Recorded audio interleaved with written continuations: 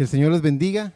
En este día he sentido en mi corazón compartir con ustedes un mensaje que lleva por nombre Un reino inconmovible. Y para ello quiero invitarlos a que vengamos a la palabra del Señor en el libro de Ageo, en el capítulo 2, verso 6. Esto es para dar continuidad al tema que estuvimos hablando el miércoles pasado sobre la piedra de corona. Quise ahondar un poco más en este tema, apuntando hacia algo que habla Pablo, que lo veremos al final de la prédica. Ageo capítulo 2, verso 6, dice la palabra del Señor de esta forma. Vamos a leer del verso 6 hasta el verso 9. Dice así: porque así dice Jehová de los ejércitos, de aquí a poco yo haré temblar los cielos y la tierra, el mar y la tierra seca. Y haré temblar a todas las naciones, y vendrá el deseado de las naciones, y llenaré de gloria esta casa, ha dicho Jehová de los ejércitos. Mía es la plata y mío es el oro, dice Jehová de los ejércitos. La gloria postrera de esta casa será mayor que la primera, ha dicho Jehová de los ejércitos, y daré paz en este lugar, dice Jehová de los ejércitos. Bendito sea el nombre del Señor. Para referencia, si usted quiere estudiar mis notas, puede ir al libro, a los dos libros. Uno se llama Hoy se ha cumplido esta escritura, y el otro se llama El futuro hogar de la novia terrenal y el novio celestial. En ambos mensajes usted puede hallar cosas de las que vamos a hablar en este día. Muy bien, lo primero que quiero hacer es decirle a todos ustedes, a todo el que me esté escuchando, que este mensaje es: el reino de Dios se ha acercado. Cuando Juan el Bautista empezó su ministerio, él se acercó a las personas en el Jordán diciendo: arrepentíos, el reino de los cielos se ha acercado. No solamente Juan, sino que el mismo Cristo también llegó diciendo: el reino de los cielos se ha acercado. Arrepentíos cambien de mentalidad, cambien de pensamiento, cambien su pensamiento al pensamiento de Dios, porque el reino de los cielos se ha acercado. Y hoy nos toca nuevamente decir: arrepentíos, el reino eterno de Dios se ha acercado aún más. En su primera venida, Él vino como un siervo lavador de pies y se humilló a tal punto que el hombre más bajo de la ciudad más baja tuvo que ver hacia abajo para poder ver a Jesús. O mejor dicho, Jesús se humilló a tal punto que tuvo que ver hacia arriba para ver al hombre más bajo en la ciudad más baja. Estamos citando la historia de Zaqueo en Jericó. Jericó se encuentra bajando, era el lugar más bajo que podían encontrar, y ahí estaba un hombre bajito llamado Zaqueo. Es una forma simbólica de decir lo que nos dice la palabra del Señor en Filipenses capítulo 2, verso 5, donde nos recomienda diciendo: haya pues en vosotros este sentir que hubo también en Cristo Jesús, el cual, siendo en forma de Dios, no estimó el ser igual a Dios como cosa que aferrarse, sino que se despojó a sí mismo, tomando la forma de siervo, hecho semejante a los hombres, y estando en la condición de hombre, se humilló a sí mismo, haciéndose obediente hasta la muerte, y muerte de cruz. ¿Por qué dijo, hermano Eric, usted que Cristo se había hecho un siervo lavador de pies? Porque en Juan 13 él lavó los pies de sus discípulos, y era el trabajo peor pagado que un siervo podía encontrar. Vea, no solamente dice que él se humilló hasta lo sumo, tomando forma de siervo, haciéndose obediente hasta la muerte, y no cualquier muerte, muerte de cruz, la muerte más penosa, la muerte más humillante. De hecho, la palabra del Señor dice: maldito todo aquel que muera colgado en un madero. Él murió como una maldición, como un maldito. Pero vea lo que sigue diciendo el verso 9, dice: por lo cual Dios también lo exaltó hasta lo sumo y le dio un nombre que es sobre todo nombre, para que en el nombre de Jesús se doble toda rodilla de los que están en los cielos y en la tierra y debajo de la tierra, y toda lengua confiese que Jesucristo es el Señor, para gloria de Dios Padre. Así que en su primera venida Él vino a servir y traía el cinto en la cintura, porque así lo usan los siervos. De hecho, usted puede ver ahí en San Juan 13, cuando Él lava los pies de sus discípulos, dice que Él, tomando el manto, se lo arremangó, se lo arrolló en la cintura para poder lavar los pies de sus discípulos. Pero en su segunda venida, Él trae el cinto a través del pecho. Así lo dice Apocalipsis 1:13, que dice: y en medio de los candeleros vi a uno semejante al Hijo del Hombre, vestido de una ropa que llegaba hasta los pies y ceñido por el pecho con un cinto de oro. Ese cinto que cruza su pecho, ahora lo presenta como un juez, como un rey. En su primera venida, Él vino conforme a lo que dice el Evangelio de San Lucas en el capítulo 4, verso 17. Dice la palabra de Dios que se le dio el libro de Isaías, y habiendo abierto el libro, halló el lugar donde estaba escrito, dice el verso 18, el Espíritu del Señor está sobre mí, por cuanto me ha ungido para dar buenas nuevas a los pobres, y me ha enviado a sanar a los quebrantados de corazón. Sigue diciendo: a pregonar libertad a los cautivos y vista a los ciegos, a pregonar libertad a los oprimidos, a predicar el año agradable del Señor. Dice el verso 20: y enrollando el libro, lo dio al ministro y se sentó, y los ojos de todos en la sinagoga estaban fijos en él, y comenzó a decirles: hoy se ha cumplido esta escritura delante de vosotros. Esa escritura hablaba de la labor que iba a tener el ungido del Señor, el Cristo, el Mesías. Así que Él se estaba identificando al decirles: hoy se ha cumplido esta escritura. Estaba diciendo: delante de ustedes está el Mesías prometido. Así fue como Él vino en su primera venida. Ahora, me gusta hacer mención de esto porque quiero que se fijen algo. Si usted estudia el contexto, lo que estaba leyendo Jesús cuando se le dio el rollo del libro, Él estaba leyendo el libro de Isaías.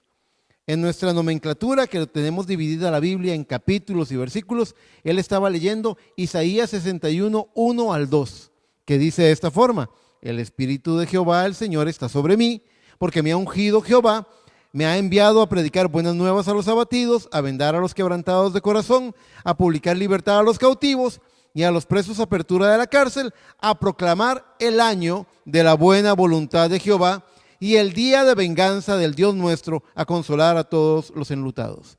No sé si usted notó la diferencia entre uno y el otro. Son prácticamente exactos, solamente que Jesús omitió leer y el día de venganza del Dios nuestro. ¿Por qué causa Dios hecho carne, presentándose como el Mesías, leería un versículo y dejaría un pedacito del versículo incompleto sin leer? Era porque ese día, el día de venganza todavía no había llegado. En su primera venida, Él venía como un salvador. En su segunda, viene como un juez. Viene para el día de venganza. Y fue lo mismo que ocurrió con Juan el Bautista. Fíjese que la palabra de Dios nos dice en Malaquías 4:5 que vemos la promesa de que Dios iba a enviar al profeta Elías.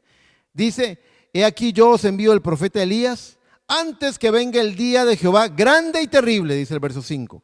Y luego dice el verso 6: él hará volver el corazón de los padres hacia los hijos y el corazón de los hijos hacia los padres, no sea que yo venga y hiera la tierra con maldición. Eso es lo que se dice que tenía que hacer Elías, el Elías enviado. Ahora encontramos en Lucas capítulo 1 que Dios manda al ángel Gabriel a darle la promesa del nacimiento de Juan el Bautista a Zacarías. Y vea lo que le dice.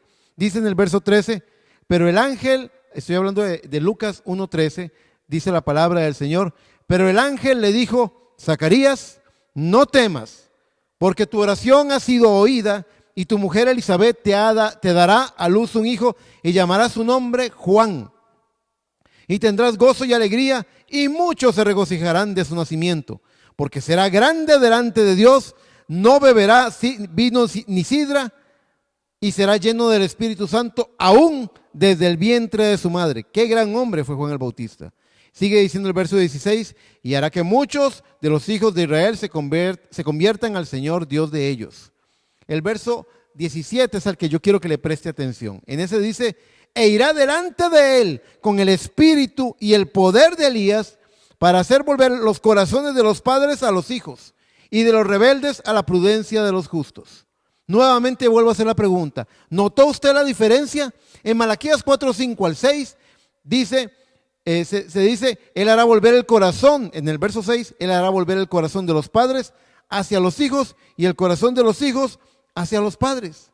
Pero en la cita, en la confirmación que el ángel le da a Zacarías respecto del ministerio que va a tener su hijo, no es mencionada la segunda parte, de volver el corazón de los hijos hacia los padres. Solamente menciona la primera. ¿Cree usted que esto es una coincidencia? ¿Cree usted que esto es un accidente? Por supuesto que no es un accidente. Dios tiene control, Dios tiene un tiempo para cumplir cada una de sus promesas. Y de la misma forma en la que lo dice, tampoco el ángel Gabriel menciona lo que dice Malaquías, antes que venga el día de Jehová grande y terrible. No lo menciona. ¿Por qué será que no lo menciona? Porque en los días de Juan el Bautista no aconteció el día grande y terrible de Jehová, así como en los días del ministerio de Jesús no vino, como dice Isaías, no vino el día de venganza del Dios nuestro. Esa parte quedó para el futuro, para un cumplimiento futuro.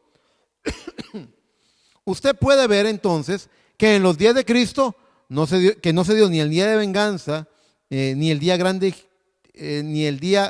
y terrible de Jehová, que eso es equivalente al día del juicio. Se da cuenta de que hubieron cosas que quedaron pendientes después del ministerio de Juan el Bautista y del ministerio de Cristo en los días de su carne. Hubieron cosas que quedaron pendientes. Fíjese que los discípulos de Cristo en Mateo 17, en el verso 10 en adelante, tienen una conversación con Cristo. Creo que son Pedro, Jacobo y Juan, que vienen descendiendo con Cristo del monte de la transfiguración. Y ellos vienen pensando, porque vieron a Moisés y Elías en la visión. Entonces tienen preguntas. Ellos sabían que los escribas siempre estaban diciendo que tenía que venir Elías antes de que viniera el Mesías. Y no sabían por qué. Bueno, usted ya lo sabe. Malaquías 4 prometía que Dios iba a enviar a Elías anticipando su camino. En Mateo 17 se da esta conversación. Escuche lo que dice el verso 10 en adelante. Entonces sus discípulos le preguntaron diciendo, ¿por qué pues dicen los escribas que es necesario que Elías venga primero? ¿Se da cuenta? Ellos no entendían el punto. El verso 11 dice, respondiendo Jesús les dijo, a la verdad, Elías viene primero y restaurará todas las cosas. Quiero que note que está hablando en tiempo futuro y restaurará todas las cosas. Dice en el verso 12, mas os digo que Elías ya vino. Oiga lo que está diciendo Jesús. Jesús está hablando de que Elías tiene una labor en el futuro, pero también está indicando que Elías ya vino y no le conocieron, sino que hicieron con él todo lo que quisieron. Así también el Hijo del Hombre padecerá de ellos, dice. Y dice el verso 13, entonces los discípulos comprendieron que les había hablado de Juan el Bautista. Juan el Bautista vino con el espíritu y virtud de Elías a cumplir una parte de Malaquías 4, la primera parte de Malaquías 4:6. La segunda parte tenía que ser cumplida, quedó pendiente. Y además de eso, se nos dice que este Elías que tenía que venir en el futuro iba a restaurar todas las cosas. Quiero darles un texto más para poder conformar la idea de lo que estamos hablando en esta mañana. Vaya usted por favor al libro de Hechos, en el capítulo 3. Vamos a leer del verso 20 al verso 21. Y usted lo que va a encontrar ahí es un aviso que está diciendo por qué causa Cristo está por venir, pero no ha venido aún. ¿Cuándo? Que confirma el tiempo de la venida del Señor Jesucristo. Dice en Hechos 3, verso 20 en adelante, al 21, dice, y Él envía a Jesucristo que os fue antes anunciado, a quien de cierto es necesario que el cielo reciba. ¿Hasta cuándo dice? Hasta los tiempos de la restauración de todas las cosas, de que habló Dios por boca de sus santos profetas, que han sido desde tiempo antiguo. Es por eso que inicié este mensaje diciendo, el reino de los cielos se ha acercado, porque el Elías de la restauración ya vino, hermanos. Su ministerio comenzó en 1933, en un hombre humilde, un hombre de poca educación, un hombre llamado William Marion Branham. Fue llamado como profeta, le fueron dadas señales, él trajo en su ministerio poderosísimas señales y compartió un mensaje y él terminó su ministerio. Ya vino y restauró. Oiga lo que restauró cuando decimos la restauración de todas las cosas. Restauró la palabra a su posición original, entendiendo que Él hizo un llamado afuera de cada hijo de Dios a salir de la denominación religiosa que toma una parte de la palabra y cercena, corta otra parte.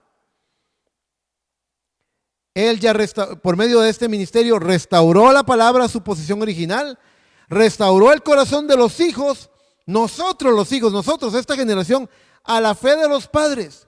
¿Qué fue lo que había hecho Juan el Bautista con el espíritu y virtud de Elías en su ministerio? Volver el corazón de los padres a los hijos, hablarle a aquella generación que venía defendiendo la tradición religiosa que traían desde los días de Moisés, a una nueva generación que iba a captar el mensaje. Le voy a decir algo, yo creo que en este tiempo una generación de jóvenes está captando el mensaje, una generación está creyendo y está captando el misterio de Dios. Entonces restauró el corazón de los hijos a la fe original que tuvieron los padres, aquellos 120 que recibieron el fuego de Pentecostés. ¿No se ha preguntado usted por qué hay muchas cosas que la iglesia moderna las cree tan diferentes de como las creían? ¿Cómo bautizaba la iglesia de Pentecostés y cómo bautiza la iglesia moderna? El tipo de doctrinas que se predican. Hay muchas cosas en la religión moderna que han sido injertadas a lo largo de los siglos.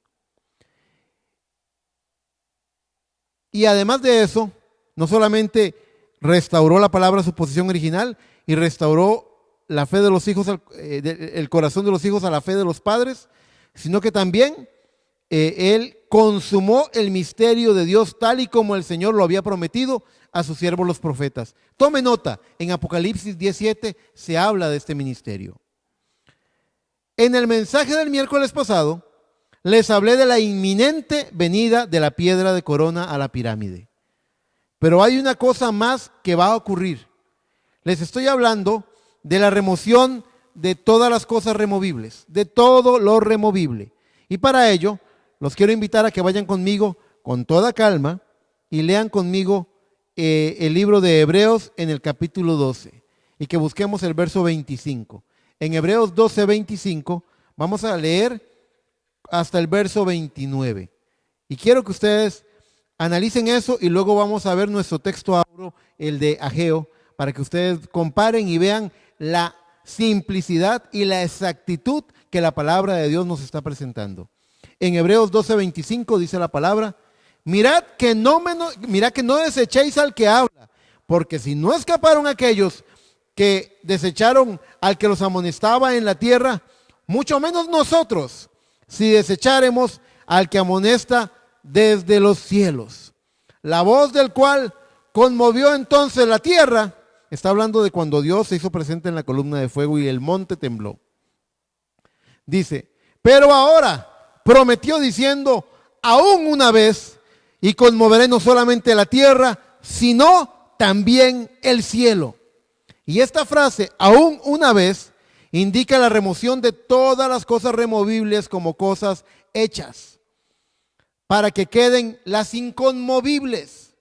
Así que, recibiendo nosotros un reino inconmovible, tengamos gratitud mediante ella, y mediante ella sirvamos a Dios agradándole con temor y reverencia, porque nuestro Dios es fuego consumidor. ¿Se da cuenta de la exactitud que tiene esta nota con el texto que leímos de Ageo?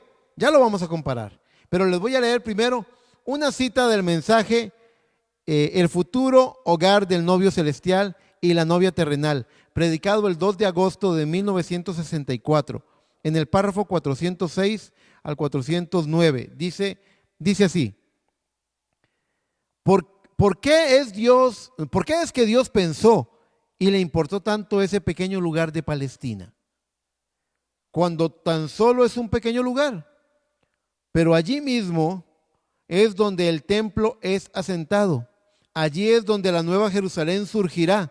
Allí mismo el monte de los olivos se partirá, parte hacia la derecha y a la izquierda.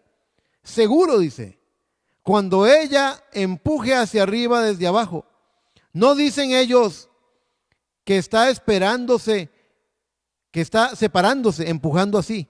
Está empujando hacia arriba. En aquel día, cuando Él afirme a sus santos pies en el monte, dice, fíjense, en su trono a 1500 millas de altura.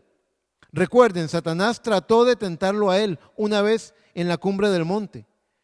La nueva ciudad tiene 12 cimientos, como lo vimos, 12 patriarcas, 144 codos, siendo el pectoral de Aarón, 12 puertas de perla, el nombre de los 12 discípulos. Jesús está, dice, la piedra principal en el trono, cuando sus santos lo han coronado a él, el Rey de Reyes y el Señor de Señores. Y él es la piedra principal, lo que hablábamos el miércoles, la piedra de corona. Fíjese cómo dice el texto, nuestro texto inicial. Voy a volver a leer Ageo 2:6 y póngale mucha atención especialmente al verso 7. Dice, porque así dice Jehová de los ejércitos: he aquí, a poco yo haré temblar los cielos y la tierra y el mar y la tierra seca, y haré temblar a todas las naciones, y vendrá el deseado de las naciones, y llenaré de gloria esta casa. ¿Quién es el deseado de las naciones? Jesucristo, nuestro Redentor, es el deseado de las naciones. Ahora, estamos viendo aquí, comparamos, como dice Hebreos 12, aún una vez y conmoveré no solamente la tierra, sino también el cielo.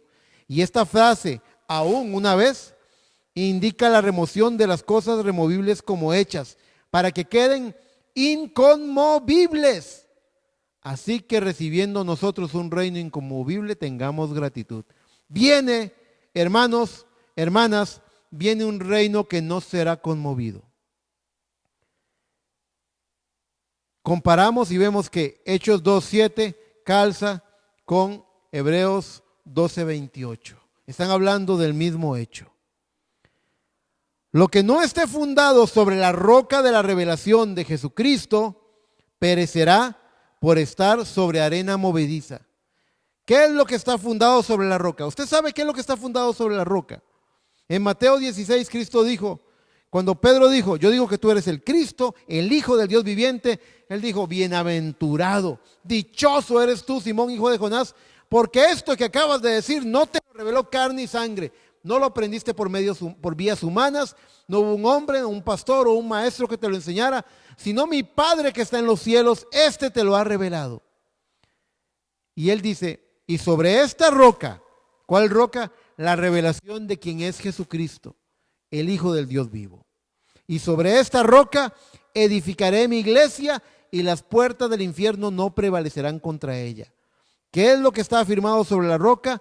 La iglesia del Dios vivo. Es decir, que todo sistema humano será derrotado, será vencido. Quiero darles una cita más, por favor. Quiero que vayamos al libro de Daniel en el capítulo 2, verso 44. Y mientras usted busque en esa cita, quiero ahondar un poco más en este punto de las cosas removibles. Cuando hay un terremoto, usted sabe, la vajilla, los platos en el trastero empiezan a sonar. Lo que está mal puesto se puede caer. Si usted tiene algún tipo de monitor o pantalla y no está bien asegurada en la pared, se le va a caer. Lo que esté flojo, se va a caer. Bueno, en este sentido, esto es más que un terremoto. Ahora tengo una cita donde puedo ahondar un poco en esto. El hermano Branham habló de un terremoto que está profetizado. Habló de un terremoto que va a tener un impacto global. Habló del impacto que va a tener en la costa oeste de Estados Unidos, propiamente en el lado de California. Pero es un impacto que va a alcanzar a todo el mundo. Es un terremoto global. Pero no estamos hablando solamente de un acontecimiento sísmico, telúrico. Estamos hablando de algo más. Dice que va a remover todas las cosas removibles. Si hay en su corazón o en su vida algo que no esté afirmado sobre la roca, eso, mi amigo, mi amiga, eso va a perecer. Y mi mensaje es una advertencia. Usted tiene que poner todo lo que usted valore sobre la roca. Si usted tiene una relación que por definición desagrada al Señor por fornicación o adulterio, eso va a perecer. Y usted va a perecer con ello si usted se aferra a esa relación. Si usted tiene cualquier tipo de codicia material, cualquier apego a las cosas de este mundo, eso va a perecer. Todo lo que es removible va a ser removido. Todo lo que pueda morir va a morir. Todo lo que pueda ser destruido va a ser destruido. Porque la palabra del Señor nos dice que Dios levantó a Cristo de la muerte con el poder de una vida indestructible. Y esa es la vida que Cristo le está dando a su iglesia por medio del bautismo del Espíritu Santo. Una vida indestructible. Será removido todo lo que pueda removerse. Todo lo que sea destruible será destruido. Pero hay algo indestructible en el corazón de un hijo, de una hija de Dios. El glorioso Espíritu Santo lo ha revestido de eternidad y eso no puede tener fin, no puede ser destruido. Ahora que ya dije esto, avancemos en Daniel 2. En el verso 44 les dije, Daniel 2:44, dice: y en los días de estos reyes, el Dios del cielo levantará un reino que no será jamás destruido. ¿Ve? Un reino, como dijo Pablo, inconmovible, que no será jamás destruido. Ni será el reino dejado a otro pueblo. Desmenuzará y consumirá a todos estos reinos, pero él permanecerá para siempre. Bendito el nombre del Señor. El verso 45 dice: de la manera que viste que del monte fue cortada una piedra no con mano. Esto no lo pudo haber hecho el hombre, no con mano, la cual desmenuzó el hierro, el bronce, el barro, la plata y el oro. El gran Dios ha mostrado al rey lo que ha de acontecer en lo porvenir, y el sueño es verdadero y fiel su interpretación. Ahora, ¿de qué estamos hablando aquí? Ustedes recordarán que en el miércoles, cuando hablamos de esta piedra de corona, hablamos de cómo dice que la roca, citamos a Primera de Pedro, donde dice que la roca que desecharon los edificadores ha venido a ser la principal piedra del ángulo. ¿Qué significa eso? En sus días, cuando Cristo vino, los edificadores, los que estaban construyendo, edificando la fe de las personas, los sacerdotes, los saduceos, los fariseos, ellos rechazaron a Jesús. Pero también Pedro amplía y dice: porque tropiezan en la palabra. Hoy en día, al igual que aquellos fariseos, hoy en día todo defensor de una religión que ha cercenado parte de la palabra está tropezando en ese verso bíblico. Quiero ser muy claro. Hoy en día existe un evangelio moderno que nos dice que podemos ser exactamente igual al mundo, pero hay palabra que dice que si amamos las cosas del mundo, el amor del Padre no está en él. Quiero ser muy claro. Hoy en día hay iglesias poniendo en sus púlpitos a mujeres predicadoras y nada en contra de la capacidad de la mujer. Yo creo que la mujer es tan hábil como el hombre, pero hablando del llamamiento y de la sujeción a la palabra, tenemos palabra que dice que no le es dado a la mujer predicar. Ahí está, y no en el Antiguo Testamento, en el Nuevo, en las cartas paulinas, en Primera de Corintios, en el capítulo 11, usted puede leerlo también en el 14, las menciones que se hacen. Usted puede leer lo que dice la palabra de Dios en Timoteo, en el capítulo 1. Usted puede entender estas cosas. Pero hay religiones que han escogido, no, este verso bíblico no lo voy a creer. Eso es del pasado. Es que Pablo era machista. Es que esa era una sociedad machista. Señores, la palabra del Señor dice que Jesucristo es el mismo de hoy, de ayer y de todos los siglos. La palabra de Dios permanece para siempre. Dios no se equivoca. Habiendo dicho esto, tenemos que entender, habiendo comprobado esto, que todo sistema humano ha tropezado en la palabra de Dios. Ha tropezado en algún versículo. ¿Quién es ella? La iglesia del Dios vivo, la que está fundada sobre la roca, la que está recibiendo la revelación y se está quedando con el 100% de la palabra, y por tanto ella dará en el blanco con una fe aprobada y respaldada por un bautismo de fuego del Espíritu Santo y con una maduración, un carácter maduro, hasta que lleguen a la estatura del varón perfecto, el cual es Jesucristo.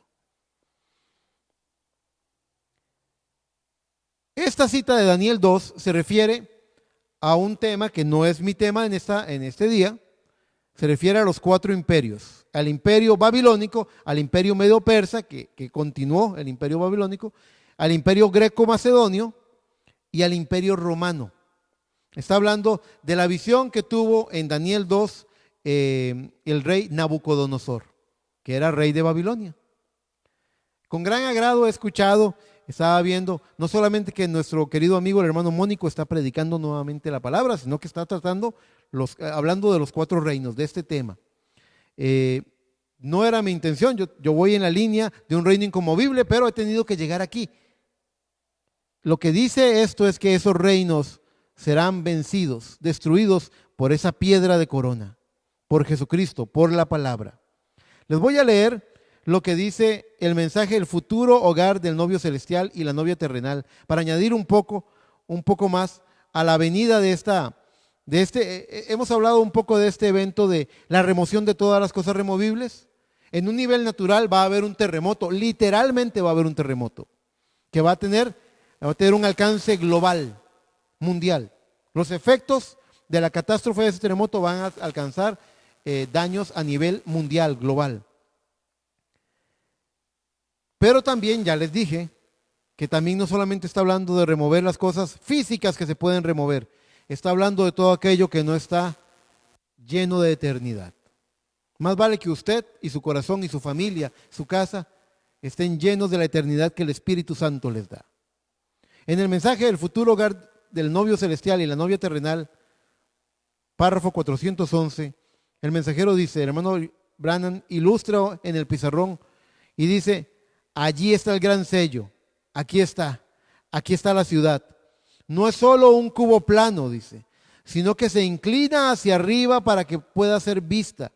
Y sobre todo, y sobre este santo monte del Señor, el Señor descenderá sobre la cumbre de su monte. Aquí está Él. Esa es la razón de que la piedra de corona no fue puesta por Enoc. Está hablando de la gran pirámide de Keops, que no lleva piedra de corona. Esa es la razón de que la piedra de corona tiene que venir ahora. Y el monte será empujado hacia arriba y será el monte del Señor. Tengo 2 textos más para terminar mi prédica de ese día.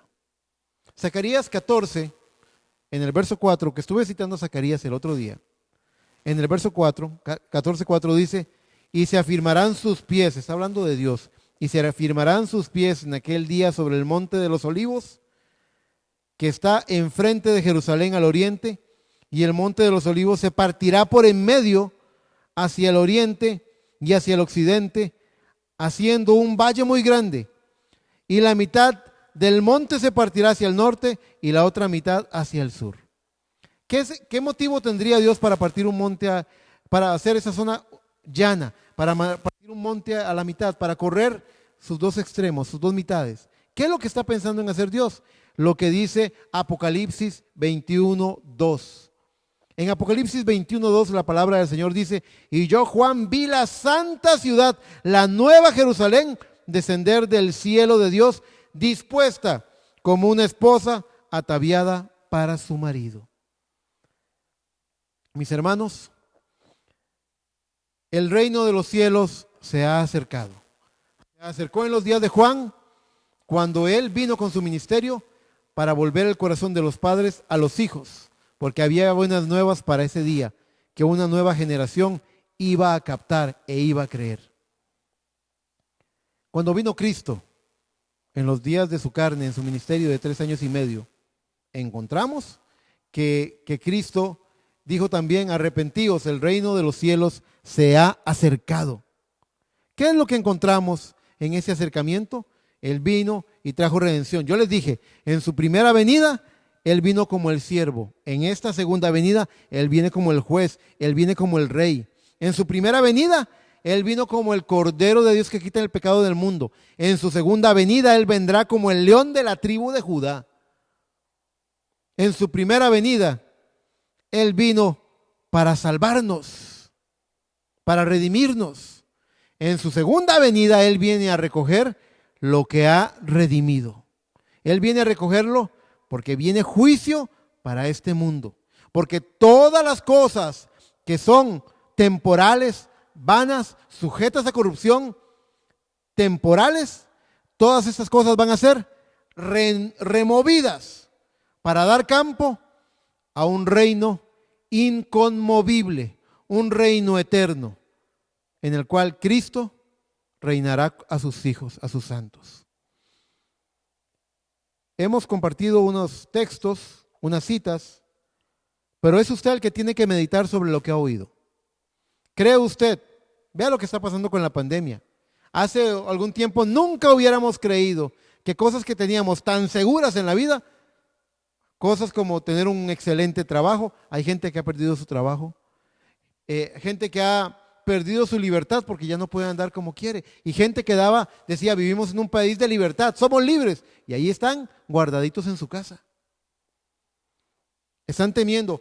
Las naciones más poderosas como Estados Unidos, poderosas económicamente, están temiendo una crisis económica por causa de la pandemia. Cosas que daban por un hecho, que decían, esto lo tenemos, se han mostrado que son removibles, que se van a quitar. Pero viene un sistema que no es un sistema humano, que no es una religión hecha por el hombre. Viene un sistema que es el reino de Dios y se está acercando. ¿Por qué me toca a mí decirles nuevamente, arrepentíos, que el reino de los cielos se ha acercado? El reino eterno de Dios está más cerca, porque ya vino el Elías de la restauración, porque ya restauró la palabra y porque estamos viendo el cumplimiento de ella. Mis hermanos, tengo que decirles, amigo y amiga que me escucha, considere estas palabras. Viene un reino inconmovible y solo lo que esté fundado sobre la roca. Usted va a decir, tal vez no oyó el mensaje del miércoles y usted diga, no entiendo, hermano Eric, usted está diciendo que Cristo la roca de fundamento, pero también está hablando de Cristo la piedra de corona. Sí, quiero recordarlo nuevamente. Cristo es la piedra de fundamento. Así lo dijo Pablo en el libro de Corintios capítulo 2, en 1 Corintios 2. Él dijo, yo como perito arquitecto he puesto un fundamento y nadie puede poner otro fundamento que el que ya ha sido puesto, el cual es Jesucristo. Pero él también viene, como dijo Pedro, la piedra que desecharon los edificadores ha venido a ser la principal piedra del ángulo, la piedra de corona. Porque Él es el principio y Él es el fin. Él es el alfa y Él es el omega. Y de la misma forma en la que hubo una iglesia alfa que recibió el bautismo del Espíritu Santo y la revelación y el poder de Dios, va a haber una iglesia omega en este tiempo. Va a haber una novia que ha creído toda la palabra de Dios. Y los que estén parados en esa roca, edificados sobre esa roca, coronarán sus vidas con la piedra de corona, el cual es Jesucristo mismo. El amor divino de Dios. Él vendrá a nuestras vidas y coronará nuestro testimonio. Solamente espero que usted pueda, si usted no sabía estas cosas, lo invito aquí en este canal, aquí en este Facebook de Tabernáculo Emanuel o en este YouTube de Tabernáculo Emanuel. Usted tiene formas de, ponga su comentario, pida un contacto y con gusto le daremos seguimiento. Si usted quiere saber de estas cosas, con gusto le daremos seguimiento. Es mi intención, es mi deseo que este mensaje sea de bendición. Escucha Costa Rica, escucha Centroamérica, escucha mundo entero. Estas cosas van a ser removidas. Igual que cuando un niño patea un hormiguero y aquel gran edificio que albergaba a cientos de hormigas se deshace en un instante, así todas estas grandes ciudades, así todo este sistema, toda esta economía, todo esto va a ser removido. Todo esto puede ser removido.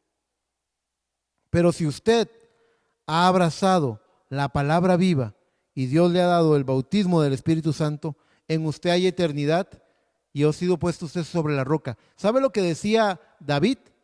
En uno de sus salmos él dijo, ponme sobre la roca que está más alta que yo.